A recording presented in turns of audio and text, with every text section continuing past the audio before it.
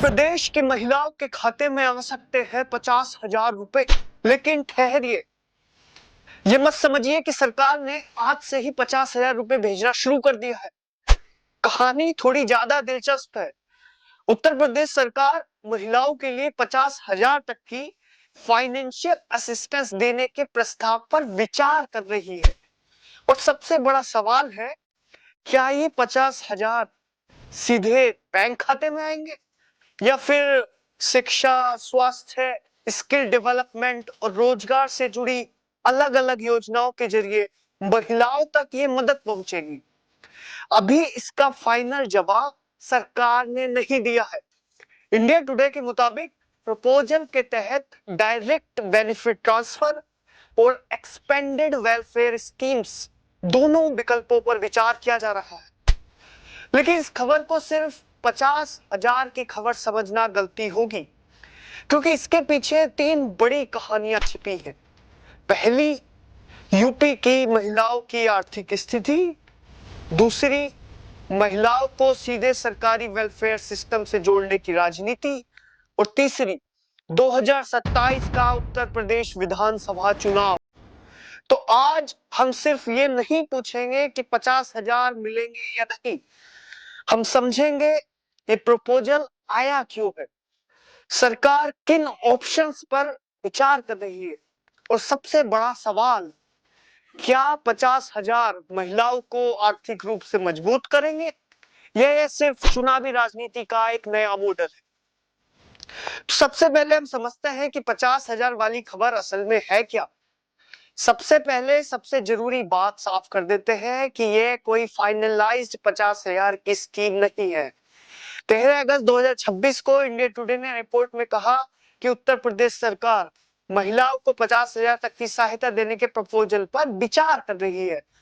लेकिन अभी ना फाइनल एलिजिबिलिटी सामने आई है, ना एप्लीकेशन प्रोसेस पता चला है, और ना पेमेंट डेट बताई गई है, और ना ही यह तय हुआ है कि हर एलिजिबल महिलाओं को पूरा 50,000 मिलेगा या अलग अलग कैटेगरीज के हिसाब से सहायता मिलेगी। यानी सोशल मीडिया पर अगर कोई पोस्ट दिखे कि यूपी की हर महिलाओं के खाते में 50,000 आ गए, तो आप अभी उस पर आप बिल्कुल भरोसा मत कीजिए, क्योंकि खबर में बात प्रपोजल की है, इंप्लीमेंटेशन की नहीं। अब ये बात करते हैं कि 50,000 कैसे दिए जा सकते हैं। इस कहानी का सबसे इंटरेस्टिंग हिस्सा यही है, सरकार के सामने ब्रॉडली 2 ऑप्शंस है। पहला जो विकल्प है, महिलाओं के बैंक खाते में सीधे पैसे भेजना, यानी डायरेक्ट बेनिफिट ट्रांसफर, डीबीटी के तहत। और इंडिया टुडे के मुताबिक यह विकल्प सरकार के विचार में है। इस मॉडल का फायदा बहुत सिंपल है, महिलाओं को पैसा मिलेगा और यह तय कर सकती है कि उसे कहां खर्च करना है, घर के खर्च या बच्चों की पढ़ाई, छोटा बिजनेस, स्वास्थ्य या इमरजेंसी। और दूसरा रास्ता ज्यादा कॉम्प्लिकेटेड है, सरकार 50,000 को एक बार में कैश देने की बजाय अलग अलग जरूरतों के हिसाब से वेलफेयर स्कीम में असिस्टेंस दे सकती है, जैसे education, health care, skill development, economic empowerment. तो ये विकल्प में रिपोर्ट में उल्लेखित है, और संभव है कि फाइनल मॉडल इन दोनों का कॉम्बिनेशन हो। तो अब सबसे जरूरी बात यह है कि 50,000 का असली मतलब क्या है। ये कहानी इंटरेस्टिंग है, तो जुड़े रहिए, क्योंकि सरकार के पास पहले से कई वुमेन फोकस्ड स्कीम्स हैं। तो फिर 50,000 का नया प्रपोजल क्यों? महिलाओं के हाथ में दरअसल महिलाओं के हाथ में पैसा या आर्थिक संसाधन आने का मतलब है सिर्फ हाउस होल्ड इनकम बढ़ना बिल्कुल नहीं है। इसका असर एजुकेशन, हेल्थ केयर, कंजम्पशन और छोटे बिजनेस डिसीजन तक देखा जा सकता है। अब सबसे बड़ा सवाल है कि ये 50,000 रुपए किसे मिलेंगे, और यही सबसे बड़ा अनआंसर्ड है कि आखिर 50,000 मिलेंगे किसे।